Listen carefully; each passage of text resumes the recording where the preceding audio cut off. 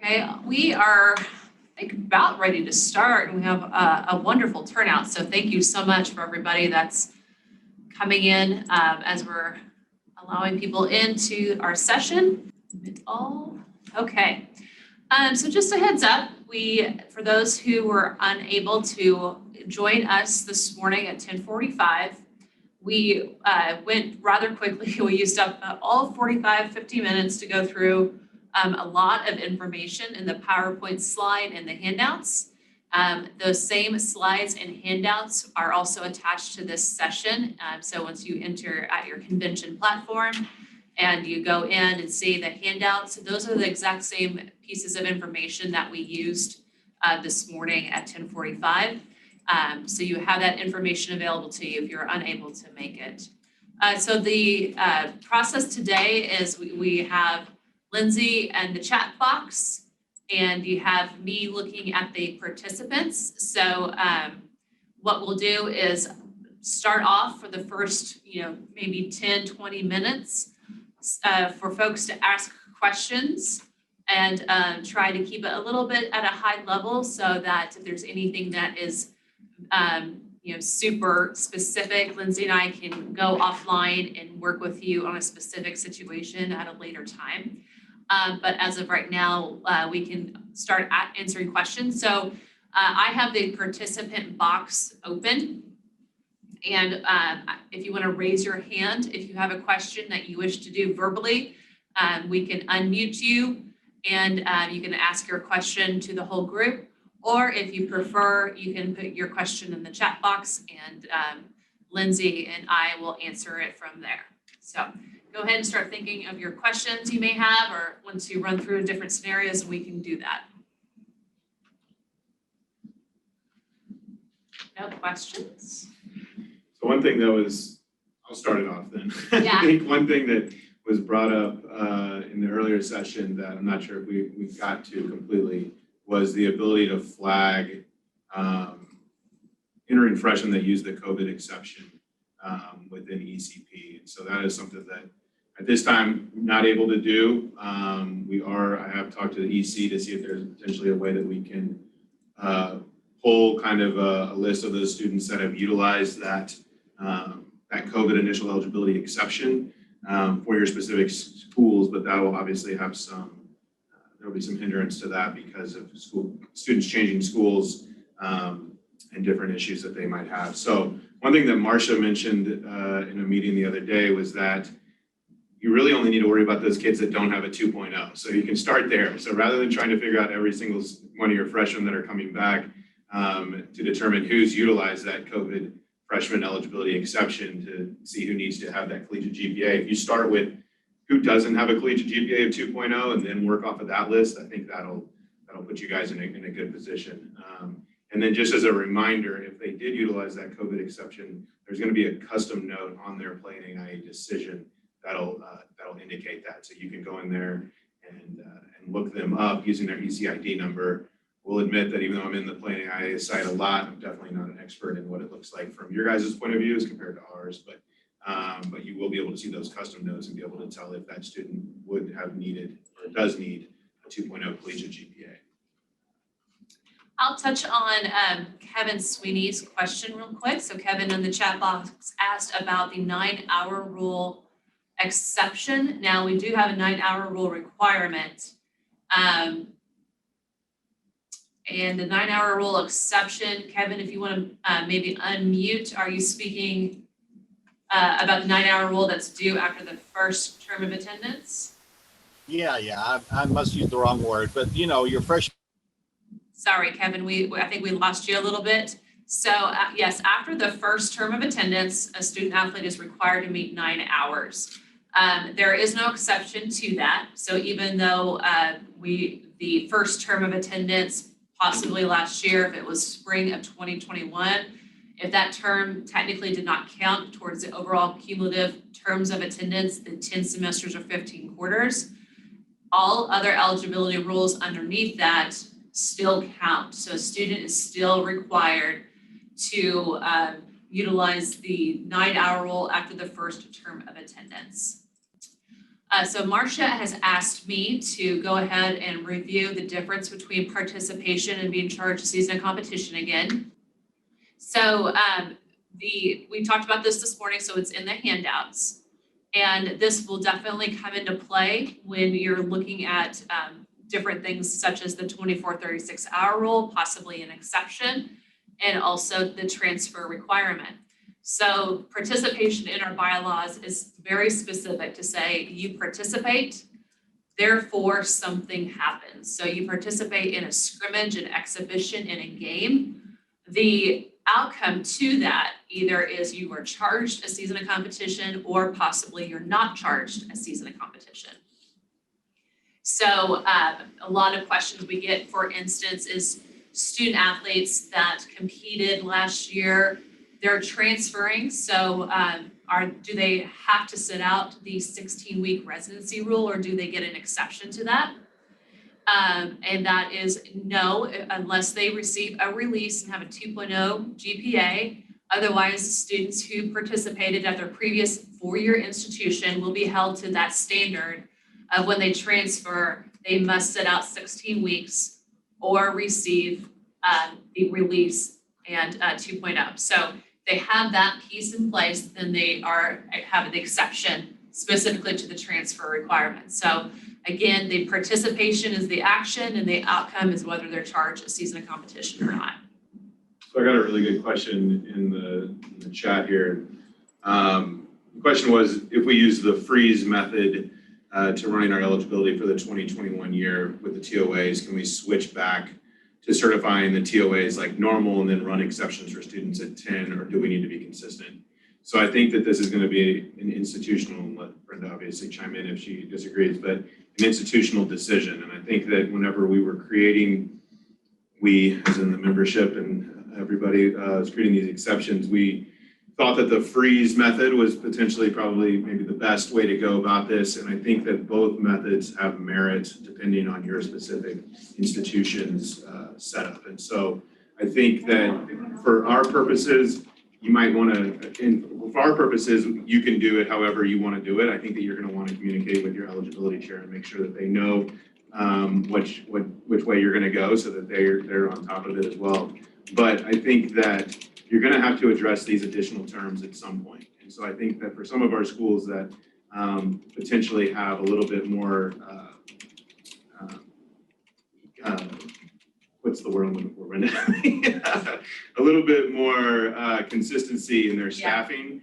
You can wait a couple of years and then just have a list someplace of those students that have those additional terms that you're going to need to tack on in the end. I mean, that could be 4 years from now, or you could, by using the freeze method, you're basically getting it out of the way now and then address it, and so you don't have to address it years on down the road with whoever might be in that position at that time. But for our purposes, you can continue doing it the way you've been doing it, or you can switch midstream. But again, I would let your eligibility chair know how you're going to do that. And then I also got a question about freshmen who entered in the spring of 21 and participated in a fall sport like football. Do they need 12 hours before competing in the second season in fall of 2021? So even if it's a fall sport and they competed in the spring, again, we're not charging seasons of competition for fall or winter sports flat out. So that means that those students are only going to be subject, if the fall of 2021, they're only going to be subject to the 9-hour rule and not the progress rule. They'll obviously need to be enrolled full-time into 12 hours, but they don't need to have 12 hours passed in the spring of 21. They need to have 9, just like the normal 9-hour rule. We'll go ahead and let Marcia jump in. You have a question, Marcia, or adding to that statement? No, I was just going to add to the first statement about, I'm one of the people that chose just to keep adding the terms of attendance. And here's why. I just want to point out why I chose that, because I think a lot of the students aren't going to end up using those anyway. So I would just rather have consistency. Then I wouldn't have those other ECP issues that their ECP is not going to catch. So if I make a mistake or an inadvertent typo, sometimes that gets caught because it'll give you ineligible determination.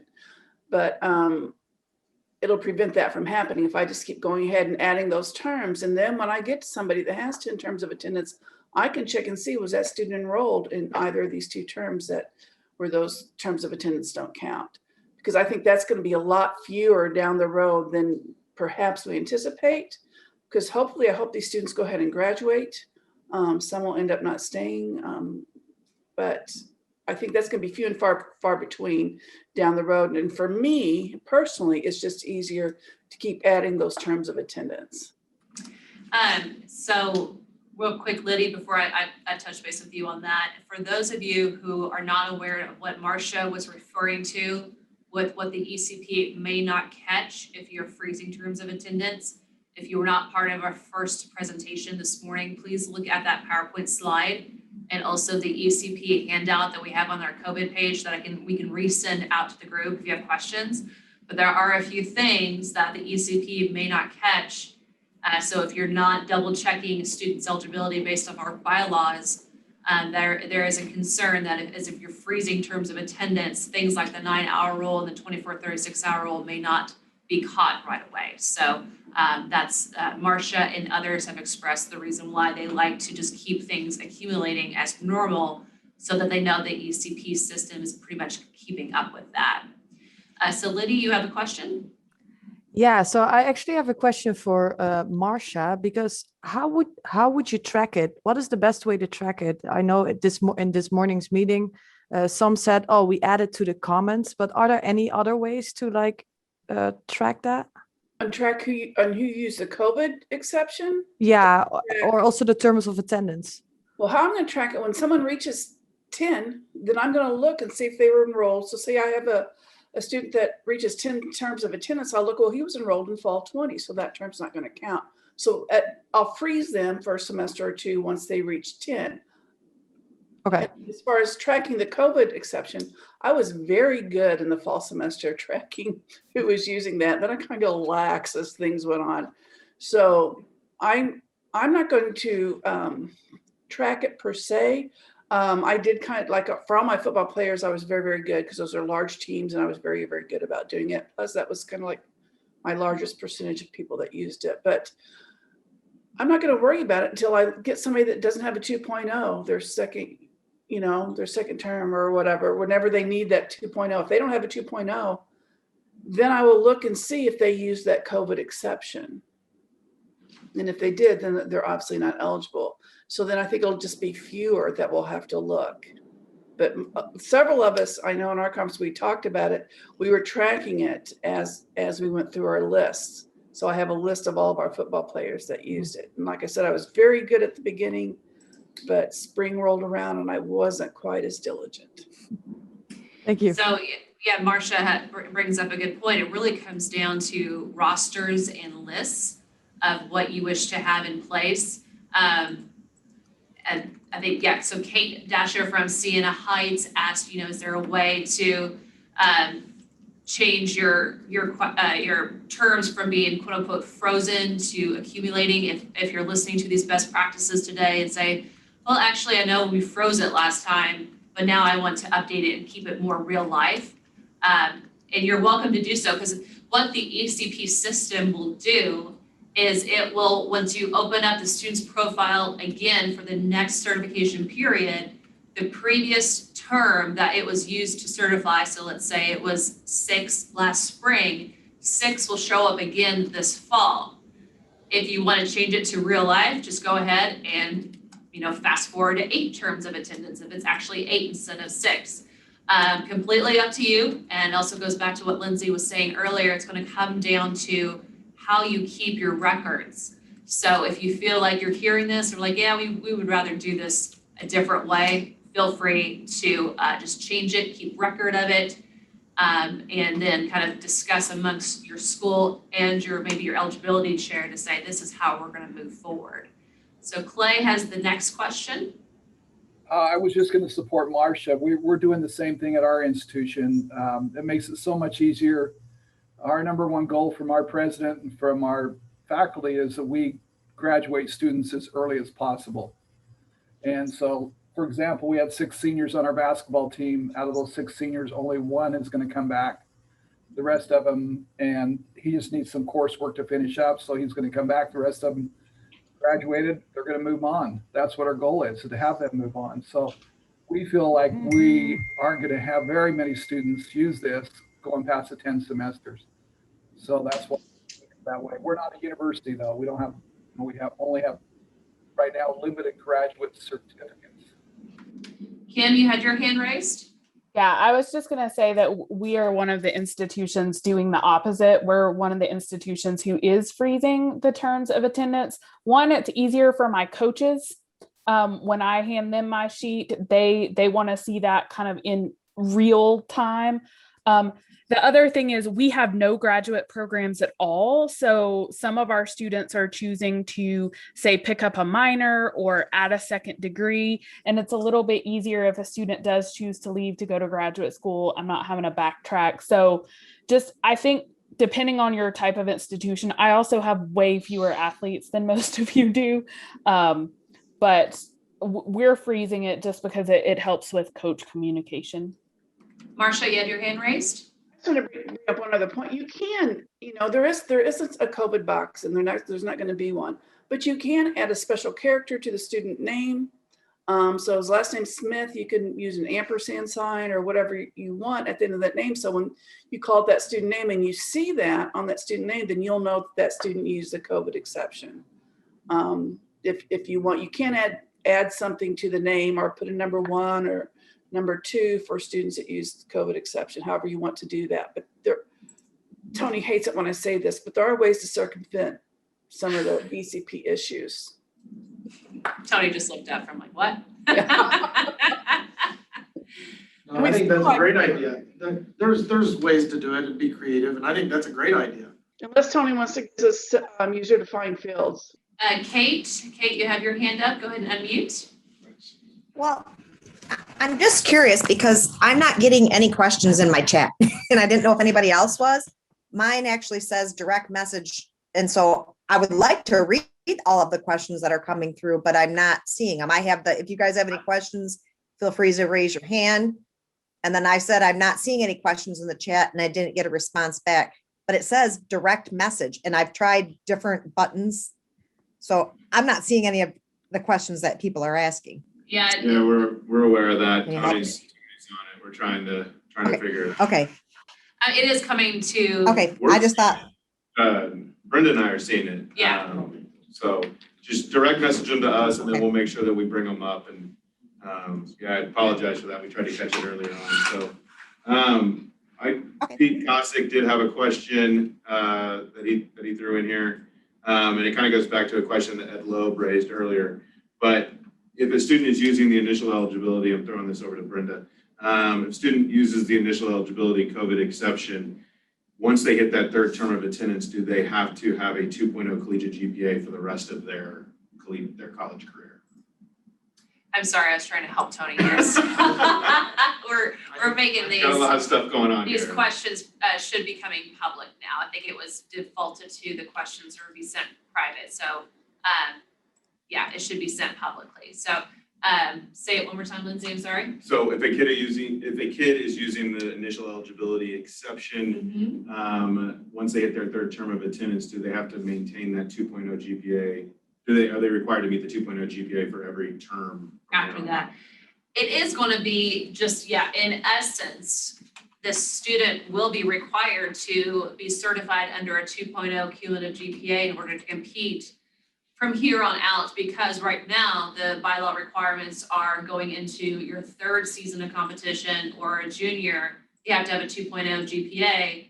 So in essence, it's adding on an additional year that the student must have a 2.0 GPA in order to be eligible. So it could be that by opting into, and this is what we utilized the term in the first session, if the student opted into utilizing the COVID freshman exception by making sure that they competed under the COVID freshman exception, they're going to be required to have a 2.0 cumulative GPA pretty much here on out.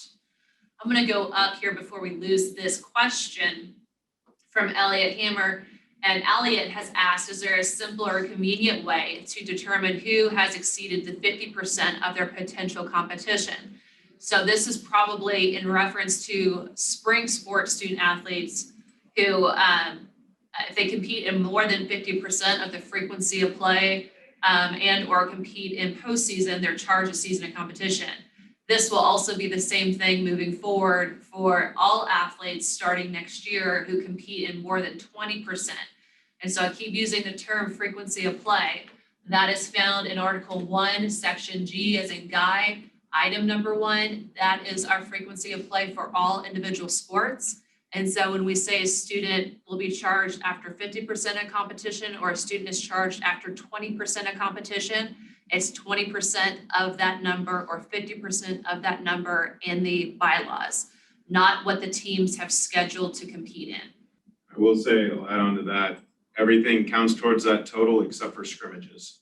So scrimmages don't add towards that total. That's going forward with the new season of competition bylaw next year and with the spring sport exception for this year. And then if there were any questions about what is NAIA approved postseason, if your conference tournament has an automatic bid to the nationals tied to it, then that is considered approved postseason. And so by an athlete, a spring sport athlete competing in the conference tournament, that will trigger a season of competition this year.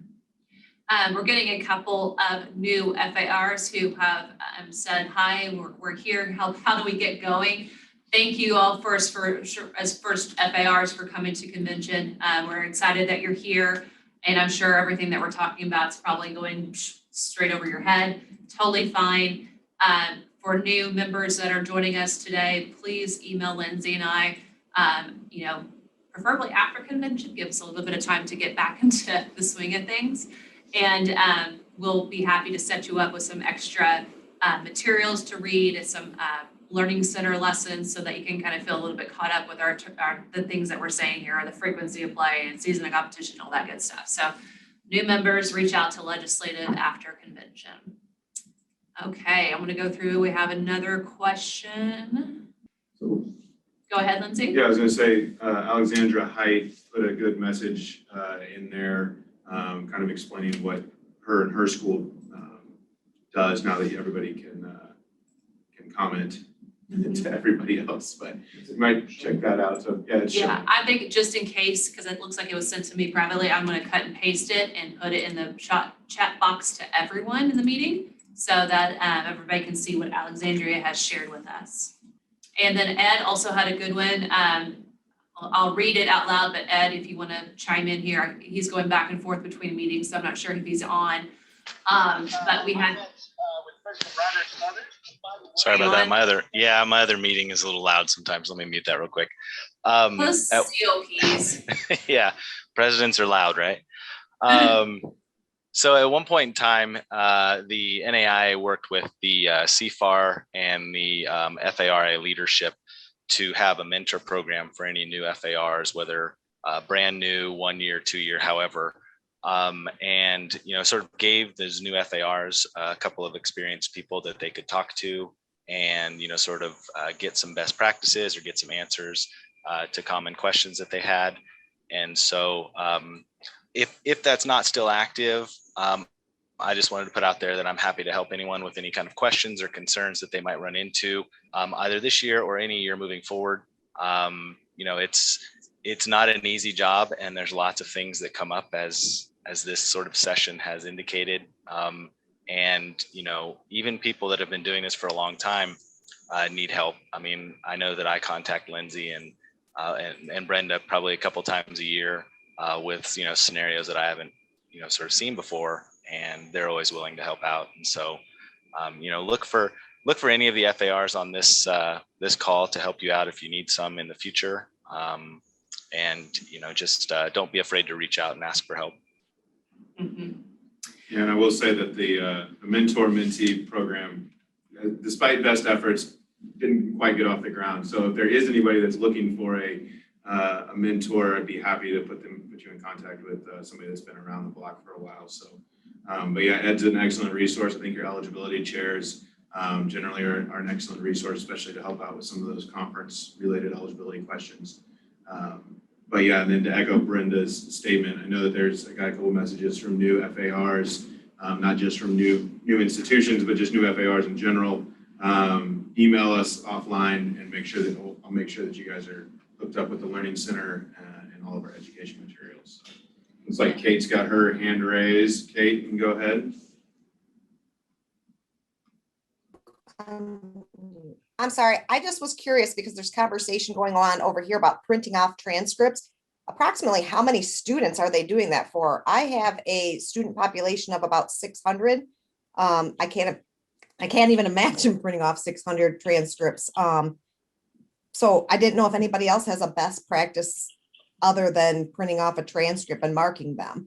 Like I'm reading a lot about spreadsheets, that kind of thing, where, I mean, any useful information would be great, but I don't want to print off 600 transcripts.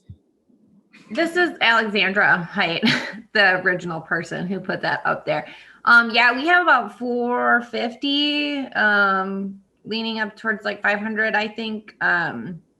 It does take some time, and there's a lot of leeway with it as well, because we try to do it once they've registered for classes and we put those athlete holds on their accounts, so we know nothing will change after that point. It takes me about a week, like chugging, doing nothing else but printing transcripts, and then I copy everything over from their previous ones, and then everything is sorted by sport and female and men's. So it takes a lot of time, but then from that point on, an email that comes in, any student that wants to do anything, we can review them really easily by just pulling their transcript and updating it from there. And that way we also catch when ECP doesn't see the error in a decision. Sometimes they think a student is approved when really they're not.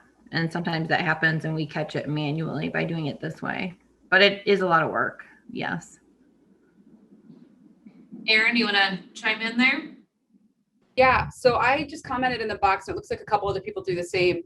We also print our transcripts, and I work really closely with our registrar. We go through the transcripts together. I'm very lucky to have her. She's been a great asset this year. But what I also did was I created just an online spreadsheet, and you can give the access to whoever you want. You know, if you trust your coaches, they can have access. I gave access to my athletic director, assistant athletic director, and registrar. And then within the spreadsheet, I have each sport and then each athlete that was registered for spring 2020, fall 2020. And then we actually have 3 semesters in our calendar and then the winter term. But that's been really helpful because I have that baseline now from the time that the exception went into effect. And then I can just do the quick math that way in terms of like counting terms, counting seasons, and then also documentation about where they enrolled full time, what term it was, and things like that. So that's just a little hint of what I do. Byron, I see that you've unmuted. Yeah, when I heard what Marcia was doing with a 2.0 GPA, that made a lot of sense to me. So I talked to our folks, and what we do within our academic system is flag all the student athletes, primarily so that when they drop a course, we can ask them as they drop the course, are you going below 12? So we don't get any surprises that way. But we have our athletes flagged. And so I think I'm just going to ask our IT people to print out a report of this year's freshman class and give me their 3 best of 3, where they were in their application in terms of GPA, ACT, and class rank, and what they did this past semester as far as their GPA was concerned. And I'm hoping that all I have to do is look down that list for any GPA that is not a 2, and then check out that student as opposed to check out each student as they go along. But give me a little bit of an idea about who do I have to go to the EC to find out how the determination was made. Hi, Ryan. Ryan has his hand raised. Hi, I just wanted to share how we've been doing things here at Florida National University.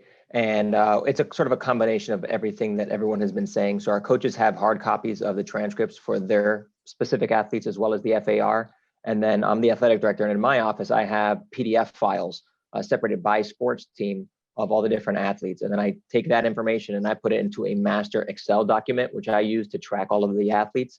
And interestingly enough, in preparation for the upcoming year, I've done the same thing for a seasons of competition tracker, where it basically lists all the competitions in particular sports, and then whether or not athletes have participated to keep track of that 20%, which obviously changes for each sport. I actually spoke to Alan Grossbach about this last week because I'm pretty detail oriented, and one of the issues that I saw come up was the fact that in the new bylaws for the 20% rule, as it also applies to scholarships, which is why I was talking to Alan. There's nothing in there about postseason. So although we talk about one postseason competition means a season of competition has been used, it doesn't say that for financial aid policy. So it seems like there's a loophole sort of in the system, and it should be written, in my opinion, in my interpretation, it should be written that if you participate in postseason, then that should count for financial aid also. So that was just something that he said he was going to speak to you guys about to get clarification. I don't know if he reached out to you guys yet, but just something that I caught. Yeah, go ahead. I was just gonna say that, yeah, it's something that we noticed, we've caught. Obviously, financial aid policy is Council of Presidents, and then the season of competition is bylaws. So the policy for changing those and the process, those come from two different places. And so ideally, they would match up. I will say that for financial aid, those postseason competitions will continue to add towards that 20%. So even though it's not an automatic trigger for financial aid purposes, it is going to continue to add towards that 20% mark. So yeah, I think that is something that we're aware of, and to get the COP to change that, we would have to go through them. So appreciate you bringing that up, though, because I actually was thinking about talking about that in this session. So thank you for bringing that up, Ryan. Fantastic. Thank you so much. Thank you, Ryan. Do any of you wish to speak to just a kind of consistent practice where if it's an FAR compliance person or those that are putting in the ECP data, do you guys kind of get together, team up on a specific date or time to do your certification and make sure it's not just one person to certify for all fall sports at one time, that maybe you guys kind of work with different folks on campus? Do you guys want to share any best practices in that regard? Raise your hand or unmute. Jim? I can share. I do meet with our registrar for every team. So we basically do the certification together. She does the entry while I'm looking at the printed transcripts, and we discuss those together. And then we actually do transfer interviews together as well, just to catch anything. And it usually makes it more efficient. We do have to set up times to meet, but in the long run, I think we're more efficient that way. All right. Marcia? I just want to point out, you might not be aware, especially some of you new, but you can still print out the old eligibility certificates that show that we used to get the manual signatures on. You can still print those out. And from those of you not aware, I'm the registrar and FAR, but I do have someone, I enter the data myself, then I have someone go through and double check, especially on transfers. But then I will print that form out in a PDF form and then send it to the coach and to the AD and have them review that. And then they have access to their team's academic records. So we don't get together face to face and go through it. A lot of times it's over the phone, but we're all looking at the same data. Hi, Jameen. Go ahead. Hello, how are you guys doing? Can you hear me? We certainly can. Thank you. Okay, great. I typically do the same thing that Marcia does. I actually go ahead and put all of the information in, and then I do a preview or whatever that is, and download the PDF, and then I send that to my FAR, AD, and our registrars. Everybody double checks everything. We go back and forth a little bit through email, along with printing last year's. Everybody has a copy of last year's that they printed out. We make all of those changes, and then we submit it. And it kind of helps us from not having very many declined back and forth. Our coaches get a copy of that as well. So. And Erin? So we actually have a team to do our eligibility. If this helps anyone, it's whenever we do a team to certify, we always in the same room have myself, the registrar, the athletic director, the assistant athletic director, the coach, and the athletic student advisor. And in terms of having all of them together, their supervisors know that this is a priority. So having, like when I call a meeting, everyone knows to clear their calendar and they come. So if there's a conflict, their supervisor knows, and getting my dean on board with that was really helpful. And then we complete the eligibility certificate together. We have to certify by hand. But it's great because everyone's in the room. We're having the same conversation. We're taking notes on students, documenting credit hours, who needs what, who's where in the progress and program. So if that's helpful, I guess one takeaway would be if you're trying to get everyone together, maybe reach out to a supervisor and get them on board so that you can easily get everyone else together. But again, we're a bit of a smaller school, but having those conversations has been really helpful this year. Justy Engel, Justy, go ahead, and if you want to jump on. Yeah, at the end of every term, the registrar's office runs a report and they meet with the coaches. So like in the spring, they've already done that. And then she's sent out all the information. She did electronically this year, sent out all the information about what the students need to be eligible for the fall. And then when we're in season, we keep Tuesdays and Thursdays, 2 different times a week open and then we meet with the AD, the coach, the registrar, our data specialist, and I'm there. And we sit down with this document that we've already had access to, and we work through every student. We look at the ineligibles first, and then we look at the eligibles, and then we make any changes that need to be made. And sometimes for new coaches, we'll do a prelim about a month before they're set to compete. And then we try to do all the certification about 2 weeks before we're actually set to compete. And that's been very, very helpful in catching errors. And I have created a SharePoint file for us to keep track of all of the transfer student meetings, what the students need, all that kind of thing. And that's really helped us just between our team to have access to all that information, especially as we've been home. Okay. So I just want to make sure I clarify, because we had another question about the frequency of play and percentages. And again, it's in the handbook of the frequency of play for each sport. And so you'll, for the spring sport athletes this year, look at what 50%. So I think for baseball, we said it's like 28, 27, something on top of my head. 27 games. Yeah, so baseball players this year can play up to 27 games and not postseason in order to not be charged a season of competition. So I think that might be another thing to add to your spreadsheets as you're looking, and you can put down a column of here's the mark that student athletes can make sure that they don't go over in terms of number of games played. And if it is a team sport, hopefully you can look at the stats on DAC stats and get the roster of the number of games student athletes competed, or request rosters from your coaches. I don't know if we trust our coaches, but I was going to put the responsibility on them for that. If I had any issues or questions, or I usually go to a lot of games, then I'll revisit that. But they're going to be able to find that a lot faster than us doing 20 different teams. So that's just my thought. And I will say that with the 50% rule or 50% exception and the 20% season of competition rule, a lot of percentages floating around.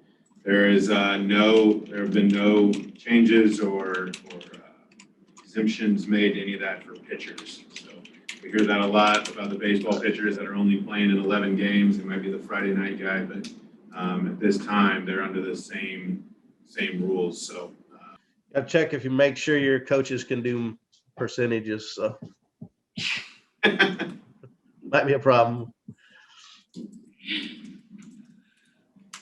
I set up a spreadsheet and they had to go in there and code every time a student, so it gave them a percentage as it went along. It was set up in Excel and then just pasted it in the Google Sheets and shared it with everybody. And while we're talking about that, I'd be remiss if I didn't go back to Ryan's statement a minute ago. So that's 20%, and that's varsity games when it comes to financial aid. So season of competition, when you're talking about 20% seasons of competition, that's JV, varsity, development, whatever you want to call it.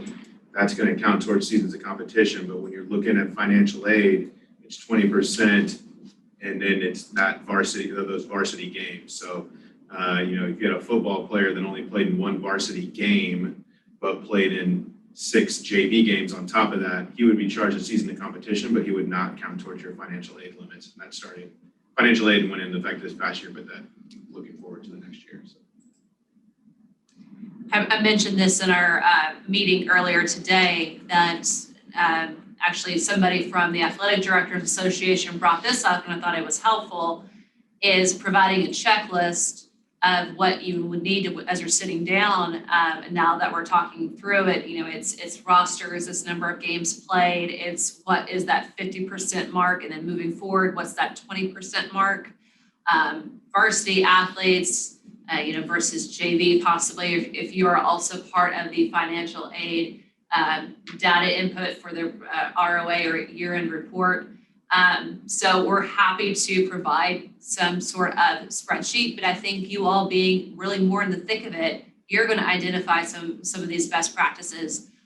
So as you're creating your own spreadsheet, creating your own task list of what you think would be best to have on hand before you sit down to certify, we would love for you to share that with us, because we will not have the most exhaustive list by any means. Hi, Marcia. I have a question. As FARs, do any of you have access to DAC stats, or I guess Ed said Presto stats moving forward? Do you have access to go in and look? Because I always have to call my SID. It's web available. Yeah, you can find it. Okay. Sometimes you, if you look on the stats on I'm not sure about yours, and maybe you can ask Marcia, your SID, if you click on the stats for a specific sport at a school, it will automatically transfer back to DAC stats. I know that Lindsay and I have it already bookmarked, so I'm not sure if we share with you our spreadsheet, if it's like a special admin or if it's just the public link, but we can send that out too. I'm sure I just haven't looked into it as much as I needed to, so I'll check that out. Thanks.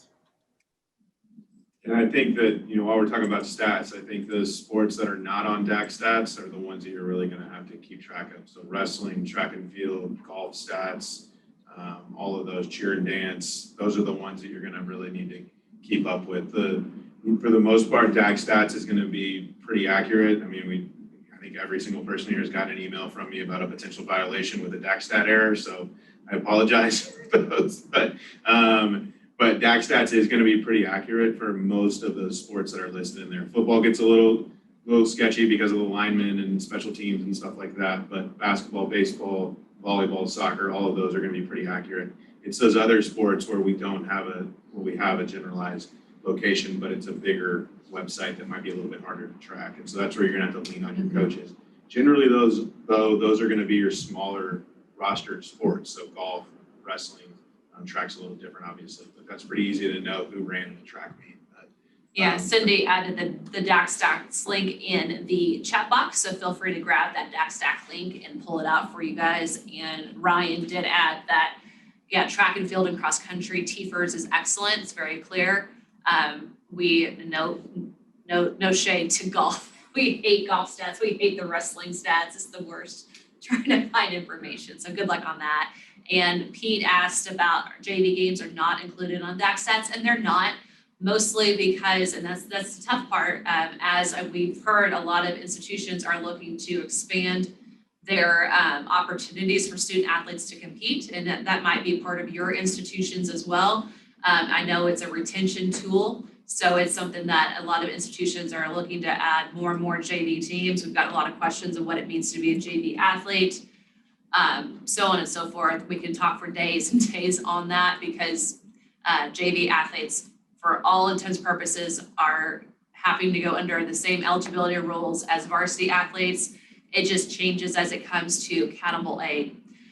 So anywho, going back, JV stats are not recorded officially because they cannot be calculated towards postseason play, postseason standings, ratings, etc. So JV games are typically not even typically, they're just not included in our official statistics. So you'll have to do some sleuthing to make sure a student who competed in JV that their eligibility is course correct and that they're accounted for in their participation accordingly. What else?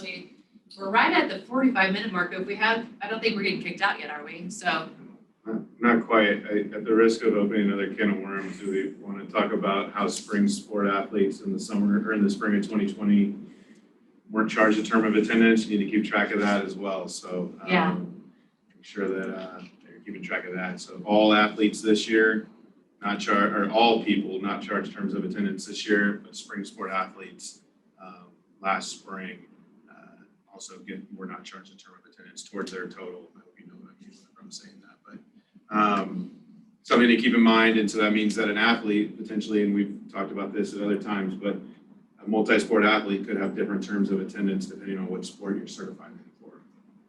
So that's something that we'll try to keep that front of mind with you guys. But maybe Marcia, you can kind of speak to maybe it's easier to continue to add those terms and then you can address all of that at the end. Maybe that's an easier way of doing it rather than trying to freeze it. So just something to keep in mind. If anybody's got any questions about that, I'd be happy to answer that.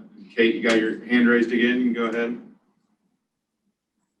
I do just have a question about that because that's kind of what I've been thinking about the whole time. So for example, when women's lacrosse 2020 didn't have a season, was not charged. So then when you say the term, no one was charged this year, but mine went on to postseason play. So then therefore more than 50%. So yes, they are charged. So charged, I was speaking about terms of attendance, not seasons of competition in that last. Okay. Yeah, Okay. terms of attendance towards So their there's total. charged the season of competition. Mm-hmm. Gotcha. Spring Okay. sport athletes were not charged seasons of competition regardless of anything in 2019, 2020. And then in 2020, 2021, they're under the 50% / postseason rule when it comes to seasons of competition. And then terms of attendance was what I just mentioned, which I can run through it again, but it's confusing to say them all back to back. But Yeah, we have those in the handouts, and Ed brings up another good question because we deal, of course, with a lot of transfers. And so the way to look at it is when we have student athletes from other athletic associations transfer to the NAIA, we always take seasons of competition charged at face value from the other athletic association. And that also goes to the COVID piece. Now, we're under the impression, and we think this is correct, that the NCAA and NJCAA, for the most part, are not charging seasons of competition either, because we wanted to make sure that we were on the same page. We, being the NAIA, wanted to be on the same page as far as not charging student athletes. So for any weird reason, it's always good to double check, especially through the Eligibility Center. And then when you're doing the transfer statement, specifically looking at seasons of competition, you need to ask that question, would you have been charged under the rules of the NCAA or NJCAA, even under COVID, would you have been charged? And we would honor that at face value. So again, our assumption, we believe for the most part, nobody's being charged. So they should be on the same page as us. The terms of attendance, we always evaluate that under our rules. Again, because the NCAA for the most part has, especially at the D1 level, they have a clock. So we don't honor a clock, we do terms of attendance. So all student athletes transferring to us at any point in time that they're certified under NAIA rules, they will not be charged a term of attendance according to their exception. So spring sport athletes in 2020, even if they were a spring sport athlete in 2020 and they're transferring in spring of 2022, you would still take out or not count that term towards the total terms limits, even though they were not an NAIA athlete at the time. And it could have been they weren't even an athlete at the time. We essentially don't care. We didn't go into that much referencing because of the certain exceptions that were out there. So at any point in time that you're certifying an athlete under NAIA rules, you can apply the term of attendance exceptions to them, regardless if they were not part of the NAIA at the time. I do want to clarify one thing, and hopefully I'm not confusing everybody, but so last spring, they had to be spring sport athletes not to have that term count. And then this year, it's for all people, not just athletes, but anybody that was in school this year is not being charged a term of attendance. So if you have a kid that comes from big state school and wants to transfer in and was just there to party, they were not charged terms of attendance for 2020 and 2021. However, if he was a baseball player at that school in the spring of 2020, and he was a spring sport athlete, then he would not be charged a term of attendance for that specific term. Does that make sense? Clear as mud there? And then Steve Waldeck has a really good question about emerging sports and beach volleyball. And I thought about bringing this one up too, so I appreciate you, Steve. But how do we deal with a sport like beach volleyball that's not currently an NAIA sport when applying the 50% competition rule for spring of 2021? Again, Steve, we're going to honor whatever association they're playing under. And so if they're not playing under any beach volleyball association, if there's not a collegiate association they're playing under, then it's going to be reviewed as outside competitive experience. And there's some EC people on this call with us. So if I'm saying something wrong, please jump in, Abby or Josh or Ellen. But if it's not under an intercollegiate athletic association, then it is going to be considered outside competitive experience and be evaluated as such. I will say that if it is OCE, we did not charge OCE, outside competitive experience, for any sport from May 16th, 2020 to May 15th, 2021. So if they competed this past academic year in OCE, they're not going to be charged a season competition. So Abby, feel free to correct me if I was wrong. Ellen got me. All right, good deal. My time in the EC last summer, is paying off. So. Okay, I know we are going over on time. I think we can push this to about 3 o'clock. If you guys have other questions, if not, we can wrap up. We'll take this time to remind you guys that we have the caucus this afternoon. It's your guys' Not the far out, if that's what you're thinking. No, Or just not the general. the Sorry. general caucus. Sorry. Yeah, general caucus this afternoon. That's open to everybody. So if you have anything that you want to add or any questions you want to ask about the legislation, that'll be your opportunity. And I think I speak for both me and Brenda. Really appreciate this session. This is the first time we've kind of just done an open-ended session like this, and I think it went really, really well. And so appreciate that. So kudos to you guys for asking these questions and getting involved. So really appreciate that. Yeah, and when I talked to ADA, and I know we have some ADs here and commissioners as well, so thank you guys for joining us. I really told AD as much as possible, you guys support your FARs, your compliance administrators, everybody that's putting in a lot of time, because it's going to be a bear this fall. And we certainly know that. And we want to make sure that we're here for you to make sure that we provide as much information as possible over the summer. I am so glad, and we'll have to do this. We'll just have to do a session, I think, at every convention where we just kind of sit there and ask questions and listen to everybody's opinions on things. And this has just been great. So thank you all for your patience. We'll be praying for you as you prepare for the fall, and all the great mental health. If you need a break, if you need to scream, yell, give me a call and I will listen to you, I promise. So thank you, everyone. Enjoy the rest of your afternoon. We'll see you here in the next few sessions.